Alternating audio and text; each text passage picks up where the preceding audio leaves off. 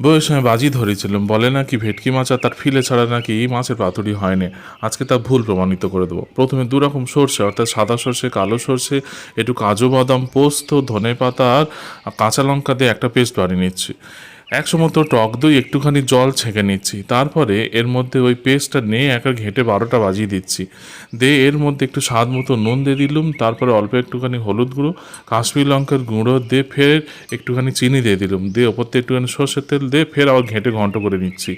নিয়ে তারপরে ভালো করে দিয়ে তারপরে কাতলা মাছের পেটি কোনোভাবে ফিরে নয় কিন্তু, তার মধ্যে ভালো করে মাখিয়ে রেখে কলা পাতাগুলোকে একটু সেঁকে নিয়ে ওপরে মাছ দিয়ে একটা কাঁচা লঙ্কা চেরা আর সর্ষের তেল দিয়ে আর পাতাগুলোকে একবার মুড়ে দেবো। ভেতর দিয়ে মশলা যাতে বেরোতে না পারে চারদিক দিয়ে ভালো করে মুড়ে আর সুতোতে ভালো করে বেঁধে দিয়ে ফ্রাইং প্যানে 5 মিনিটের মতো এটাকে ভেজে পরিবেশন করে দিচ্ছি। ও মা গো, পুরো টুরুলা মতো হয়েছে গো।